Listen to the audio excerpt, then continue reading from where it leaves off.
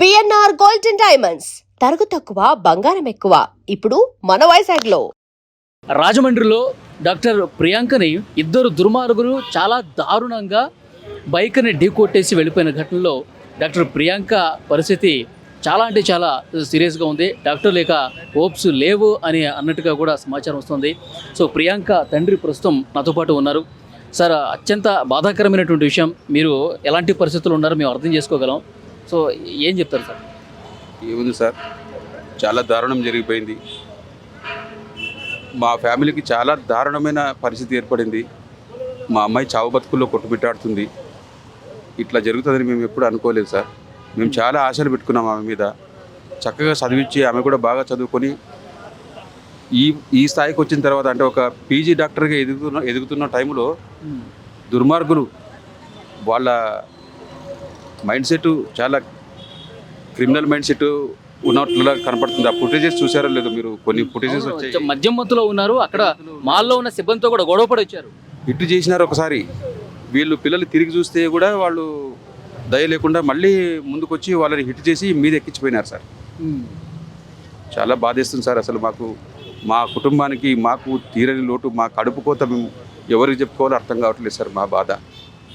Treatment జరుగుతుంది లోపల, డాక్టర్లు కూడా హోప్ లేదనే చెప్తున్నారు. ఆ రోజు నుంచి ఎంతో ప్రయత్నం చేస్తున్నాం సార్. ఏదో ఒక మూల అదృష్టం ఉందేమో, ఏదైనా మిరాకిల్ జరుగుతుందేమో, ఎట్లన్నా మా కూతుర్ని బతికించుకోవాలని పదే ప్రయత్నాలు చేస్తున్నాం సార్.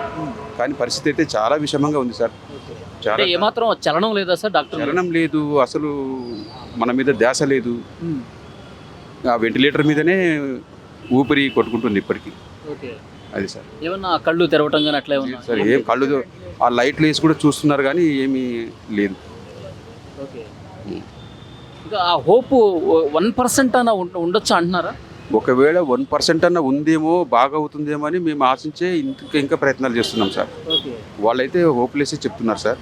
ఇంకా ప్రయత్నించామని మేము మరీ వాళ్ళకి అడిగి ట్రీట్మెంట్ ఏదో ఒకటి చేయండి, బతికించండి అని మేము ప్రాధాయపడుతున్నాం సార్. అది సార్. సార్, పోలీసులు మిమ్మల్ని కాంటాక్ట్లోనే ఉన్నారా? ఏం చెప్తున్నారు పోలీసులు? పోలీసులు అయితే కాంటాక్ట్లోనే ఉన్నారు. అక్కడ రాజమండ్రిలో మేము వెళ్ళినప్పుడు కూడా వెంటనే వాళ్ళని పట్టుకొచ్చినారు సార్.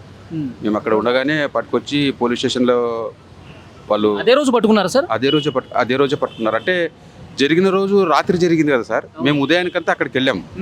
అప్పుడు మీరు వెళ్ళేసరికి పట్టుకుని ఉన్నారు? లేదు సార్, పట్టుకొని లేరు, ప్రయత్నం చేస్తున్నారు. అప్పుడు తర్వాత పట్టుకున్నారని తెలిసింది మధ్యాహ్నానికి. మధ్యాహ్నానికి పట్టుకున్నామని నాకు చెప్పినారు సార్. వేరే అయితే సార్, ఇప్పుడు 3వ తారీఖు రాత్రి ఘటన జరిగింది. తర్వాత అంటే బయట ప్రపంచానికి తెలియడానికి ఇంత లేట్ అయింది. పోలీసులు ఇంత నెమ్మదిగా చెప్పడానికి కారణం ఏంటి? ఏమైనా డౌట్స్ ఉన్నాయా మీకు? మాకు అంటే మేము ఈ బాధలోనే ఉన్నాం సార్. బయటికి తెలియాలా అనేది అవన్నీ మేమేం పట్టించుకోలేదు. అమ్మాయికి ఇలా జరిగింది కదా, ఆమెను ఏ రకంగా బతికించుకోవాలో ఆమె దగ్గరే ఉన్నాం. బయట ఎవరికి చెప్పాలి, ఏం చెప్పాలనేది మాకు అదంతా ఏం మేము పట్టించుకోలేదు. అమ్మాయిని బతికించుకోవాలనే విషయంలోనే మేము ప్రయత్నాలు చేస్తున్నాం. బయట వినిపిస్తున్న మాట ఏంటంటే 3వ తారీఖు రాత్రి జరిగింది, 4వ తారీఖు, 5వ తారీఖు, 6వ తారీఖు కానీ బయటికి రాలా. జరిగిన మరుసటి జరిగిన రోజు వాళ్ళు ఏమన్నారంటే బ్లడ్ లాస్ ఎక్కువైంది, అన్కాన్షియస్లో ఉంది, అంటే మేము హైదరాబాద్ తీసుకెళ్తాం, బెటర్ ట్రీట్మెంట్ ఇప్పించుకుంటామంటే వద్దు సార్, ఇప్పుడే బ్లీడింగ్ ఓవర్ అయిపోయింది, 2 లీటర్స్ పైనే బ్లడ్ లాస్ అయిపోయింది, లోపల అంతా ఈ ఫేస్ ఇదంతా ఇంజురీ ఇరిగిపోయినాయి, ఈ దవడ పళ్ళు అన్నీ ఇరిగిపోయినాయి, ఇక్కడ ఎక్కింది, ఎక్కడైతే డ్యామేజ్ జరగకూడదు అక్కడే జరిగింది. ఇప్పుడు మీరు తీసుకెళ్తే బ్లీడింగ్ ఎక్కువైపోయి మార్గ మధ్యంలోనే చనిపోయే పరిస్థితి ఎక్కువ ఉంది. కనీసం 48 అవర్స్ అబ్జర్వేషన్లో పెట్టుకొని సరైన ట్రీట్మెంట్ ఇచ్చి ఏమైనా బతికే స్కోప్ ఉందేమో చూద్దామన్నారు. అట్లే ప్రయత్నం చేసినాం సార్. మళ్ళీ 48 అవర్స్ కాకముందే, 1 గంట ముందే, మరుసటి రోజు అంటే నెక్స్ట్ డే కాదని మళ్ళీ నెక్స్ట్ డే 3వ తారీఖు జరిగితే 4, 5వ తారీఖు సాయంత్రం 8ంటికి మేము అన్నీ వాళ్ళతో మాట్లాడుకుని ఇక్కడ కిమ్స్కి తీసుకొచ్చినాం సార్, హైదరాబాద్కి. ఇక్కడ ఏమన్నా బతికిస్తారేమో, ఇక్కడ కొంచెము అడ్వాన్స్ టెక్నాలజీ, కొంచెం బాగా ఎక్స్పర్ట్స్ డాక్టర్స్ ఉంటారు కదా, ఆ హోప్తో అంబులెన్స్ మాట్లాడుకొని వెంటిలేటర్లో పెట్టుకొని ఇక్కడికి వచ్చినాం సార్. ఇక్కడికి వచ్చిన తర్వాత వీళ్ళు అడ్మిట్ చేసుకున్నారు. చాలా సర్వ ప్రయత్నం చేస్తున్నారు వాళ్ళు. అయినా కూడా హోప్లెస్గానే. అంటే మీరు మెరుగైన వైద్యం కోసం అక్కడి నుంచి ఇక్కడికి తీసుకురావటం, ఇక్కడ మానిటరింగ్ చేయడం ఇదంతా జరుగుతుంది. పోలీసులు కూడా ఇన్ఫర్మేషన్ ఇస్తున్నారు. కానీ బయటికి ఆ రోజు జరిగినప్పుడు ఏదో సీసీ కెమెరాలు చూడటం కానీ, అది బయట పెట్టడం కానీ, సో దీనికి సంబంధించి ఎందుకు చెప్పలేదు బయటకు అన్నట్టుగా ఒక సమాచారం. అంటే నిందితుల తరఫున ఎవరైనా సపోర్ట్ చేస్తూ బయటికి రాకుండా చేశారా? అంటే అక్కడ ఏం జరిగిందో మాకైతే తెలియదు సార్. బయటికి వచ్చిందా లేదా అనేది మాకేం తెలియదు సార్. మా బాధలో మేమున్నాము. మా అమ్మాయికి జరగాల్సిన ట్రీట్మెంట్ కరెక్ట్గా జరుగుతుందా లేదా, సరైన జాగ్రత్తలు తీసుకుంటున్నామా లేదా, దీని మీదనే ఫోకస్ పెట్టినాం సార్. తర్వాత మాకు తెలిసింది ఏంటంటే పోలీసు వాళ్ళు కరెక్ట్గానే స్పందించారు. వాళ్ళని పట్టుకొచ్చే ప్రయత్నం చేస్తున్నారని తెలిసింది. మధ్యాహ్నానికంతా పట్టుకొచ్చారని కూడా తెలిసింది. తర్వాత హాస్పిటల్కి పోలీసు వాళ్ళు వచ్చారు. నేను అనుకుంటా సిఐ గారు, ఎస్ఐ గారు, మిగతా కానిస్టేబుల్ కొంతమంది అంతా 5-6 వచ్చారు. తర్వాత జిఎస్ఎల్ మెడికల్ కాలేజ్లో చదువుతుంది కదా మా అమ్మాయి, కాలేజ్ చైర్మన్ గారు అందరు వచ్చారు. ఇలా జరిగిందండి, సిచ్యువేషన్ ఇలా ఉంది, అమ్మాయి కండిషన్ ఇలా ఉంది అని చెప్పారు. క్లియర్గా మాకు ఎక్స్ప్లెయిన్ చేశారు. మేమేం కోరుకున్నామంటే ఇంత దుర్మార్గంగా ఇటువంటి మైండ్ సెట్ ఉన్న వాళ్ళని శిక్షించాలి. ఇంత దారుణంగా మాలాంటి వాళ్ళ కడుపు కోతకి వీళ్ళే కారకులు, ఇటువంటి వాళ్ళని శిక్షించాలా. చాలా దారుణమైన, అక్కడ స్పీడ్ కూడా లేదు సార్. రోడ్ యాక్సిడెంట్ అంటే స్పీడ్లో పోయేటప్పుడు బై మిస్టేక్ జరిగేటివి ఉంటాయి. ఇది వాంటెడ్లీ చేసినట్లుంది. వాళ్ళని పట్టుకోవాలి సార్ అని చెప్పి వాళ్ళకి సరైన శిక్ష పడాలని మేము అక్కడ కూడా అడిగినాము. ఆల్రెడీ మేము ఆ పని స్టార్ట్ చేశామండి, పట్టుకొచ్చామని. ఏంటి సార్ ఇంకొకరికి అసలు ఇలాంటిది ఉండొద్దు, ఇంకొక తల్లిదండ్రులకి ఇలాంటి కడుపు బాధ ఉండొద్దు, దానికోసం ఏం చెప్తారు సార్? నాకు ఏమనిపిస్తుంది అంటే సార్, ఈ బాధ అనుభవించిన తర్వాత నాకు ఏమనిపిస్తుంది అంటే, డ్రింక్ చేసిన వాళ్ళ వెహికల్స్ ఏమన్నా ఉంటే తాళం చెవి తీసేసుకొని పోలీసులకు ఇన్ఫామ్ చేసి వెహికల్ చేతికి ఇవ్వకూడదు సార్. వాళ్ళు ఎలా నడుపుతారో బయటకు పోయిందో, వీళ్ళు ఏం చేస్తున్నారు, ఫైన్ వేసి పంపించడమో లేకపోతే ఇంకెవరైనా వస్తే వెహికల్స్ ఇవ్వడమో అట్లా చేయకుండా లాగేసుకోవాలి. కీ లాగేసుకుంటే వెహికల్ పోదు కదా, వాళ్ళు తీసుకెళ్ళలేరు కదా. కనీసం జరగబోయే ప్రమాదానికి ఒక సేఫ్టీ ఉంటుంది, అదొకటి అనుకుంటున్నాను సార్. ఇలాంటి మైండ్ సెట్ ఉండే వాళ్ళకి భయం కలిగేలాగా సరైన శిక్ష. తాగి అట్లా రోడ్ల మీదకి వచ్చి చంపడం అంటే వాళ్ళు ఉగ్రవాదులతో సమానం కదా సార్. అంతే కదా సార్. ఇప్పుడు మేము ఏం పాపం చేసినాం సార్? మా అమ్మాయి ఇంత బ్రైట్ ఫ్యూచర్ ఉన్న అమ్మాయి కళ్ళెదురుగా ఇలా అయిపోతే మాకు ఎంత బాధ ఉంటుంది సార్. మా ఫ్యామిలీకి ఎంత బాధ, కన్నవాళ్ళకి మాకెంత నరకం సార్. ఇది ఫర్దర్ లైఫ్ బతకడం ఏ రకంగా ఊహించుకున్నా ఎలా బతకాలో అర్థం కాని పరిస్థితి. ఇప్పుడు చదువంతా పూర్తయిపోయిన తర్వాత, ఎండీ కంప్లీట్ అయిన తర్వాత ఆమె కోసం సపరేట్గా ఒక హాస్పిటల్ పెడదామని చెప్పి ఆలోచన చేశారంట కదా సార్? అదైతే ఆలోచన అనుకున్నాము. ఇంకొక 3 ఏళ్లలో అయిపోతుంది కదా, తర్వాత ఏదైనా ఒకటి మంచిగా ప్లాన్ చేసుకుని మా ఏరియాలోనే ఎక్కడైనా ఒక మంచి హాస్పిటల్ కట్టుకుని ఆమెకు ఒక మంచి లైఫ్ ఇవ్వాలి. ఆమె మా ఇంట్లో పెద్ద కూతురు కాబట్టి ఆమె మీదే మా అందరి హోప్స్, మా ఫ్యామిలీ.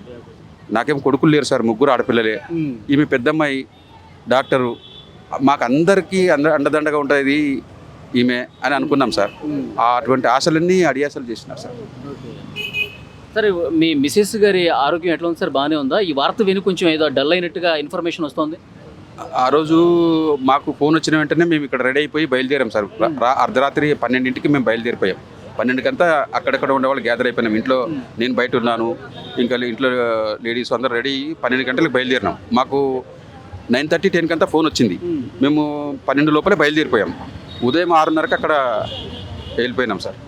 అప్పుడు ఆ సిచ్యువేషన్ చూసి, ఆమె ఆ బ్లడ్ అదంతా చూసి, ఆమె ఉండే కండిషన్ చూసి ఆమె ఫిట్స్ వచ్చేసి తట్టుకోలేకపోయింది. నేను కూడా తట్టుకోలేకపోయినాను, కానీ ఇంకా బలవంతంగా ధైర్యం చేసుకుని అక్కడ ఎవరో ఒకరు చూసుకోవాలి కదా సార్. ఇంకా ఆమె తట్టుకోలేక ఫిట్స్ వచ్చినాయి సార్. అక్కడే మళ్ళీ ట్రీట్మెంట్ ఇప్పించినాం ఆమె కూడా. అది హాస్పిటల్, అదే పేరేమి హాస్పిటల్, అది స్వతంత్ర హాస్పిటల్ సార్. స్వతంత్ర హాస్పిటల్లో అది సార్. సో ఫైనల్గా ఏంటి సార్, ఇప్పుడు వైద్యులతో ఏం మాట్లాడారు మీరు? వాళ్ళు ఇప్పుడు వైద్యులు కండిషన్ క్రిటికలే అంటున్నారు. ఇంకా ఏదన్నా కొంచెం గట్టిగా ప్రయత్నిస్తే బతుకుతుందేమో అని మాకు ఆశ ఉంది సార్. కానీ స్కోప్ అయితే ఏమీ లేదని చెప్తున్నారు వాళ్ళు. ఇంకా ట్రై చేయమని మేము అడుగుతున్నాం సార్. పరిస్థితి అయితే చాలా విషమంగా ఉంది. బతికే స్కోప్ అయితే ఏం కనపడతలేదు సార్. ఆల్మోస్ట్ డెత్ అని చెప్తున్నారు వాళ్ళు. అంటే ఏమంటారు, బ్రెయిన్ స్పందించడం లేదు ఎంత ప్రయత్నించినా. లాస్ట్లో ఇంకొక టెస్ట్ ఉంటుంది, కనీసం ఆ టెస్ట్లోనైనా లాస్ట్ ఛాన్స్ 1% ఏమన్నా ఉందేమో చూద్దాము. సోడియం లెవెల్స్ ఎక్కువ ఉన్నందుకు ఆ టెస్ట్ ఇప్పుడే చేయడానికి కుదరదు, అది కొంచెం తగ్గించి ఆ టెస్ట్ చేద్దాము, కరెక్ట్ రిజల్ట్ వస్తుంది, అప్పుడు డిక్లేర్ చేద్దాము అంటున్నారు. ఆ చిన్న హోప్ను కూడా మేము ప్రయత్నం చేద్దామని అనుకుంటున్నాం సార్. అది చాలా స్పష్టంగా అర్థమవుతోంది ఆ తండ్రి ఎంత బాధలో ఉన్నాడు, ఎంత ఆవేదనలో ఉన్నాడు కూడా చాలా క్లియర్గా అర్థమవుతుంది. ఇంకా హోప్స్ అయితే లేవు, డాక్టర్స్ అయితే చాలా క్లియర్గా చెప్పేశారు. ఇంకా ఆల్మోస్ట్ అంతా అయిపోయింది, ఇంకా దేవుడి మీద భారం వేయటమే, నేను కొన్ని గంటలు చూద్దాం అన్నట్టుగా నామకే వస్తే అట్లా చెప్పినట్టుగా తెలుస్తోంది. అది ఆ తండ్రి బాధ ఒక్కసారి చూడండి. ఎన్నో పై చదువులు చదివించి మంచి డాక్టర్గా చూడాలనుకుంటే ఆ కూతురి ఆ భవిష్యత్తు పూర్తిగా అర్ధాంతరంగా ముగిసిపోయినట్టే కనిపిస్తోంది. ఎందుకంటే ఇద్దరు దుర్మార్గులు, ఇద్దరు రాక్షసులు, వాళ్ళు ఇక నరరూప రాక్షసులు అని చెప్పాలి. తాగి ఇట్లా వచ్చి మనుషుల ప్రాణాలు తీయడానికి వాళ్ళు రోడ్ల మీదకి వస్తారు. వాళ్ళు చాలా అంటే చాలా కఠినంగా శిక్షించాలండి. అలా చేస్తేనే ఇంకొకటి ఎవడు కూడా తాగి రోడ్ల మీదకి రాడని చెప్పి చాలా బాధతో వాళ్ళ మిసెస్ కూడా, అంటే ప్రియాంక తల్లి కూడా బాధకు గురైపోయి తట్టుకోలేక ఇక స్పృహ కోల్పోయి ఫిట్స్ వచ్చి పడిపోయిందంట. సో ఆమెకు కూడా ఇదే హాస్పిటల్లో ట్రీట్మెంట్ జరుగుతోంది. ఇక అది పోలీసులు ఒకవైపు ఇన్వెస్టిగేట్ చేస్తూ ఉన్నారు, మరోవైపు ఇక డాక్టర్లు చివరి ప్రయత్నంగా వాళ్ళు ఏదో చేస్తూ ఉన్నారు. కానీ ఆల్మోస్ట్ అంతా అయిపోయింది అని చెప్పి ఆ తండ్రి చెప్పడం కూడా మనం చూసాం.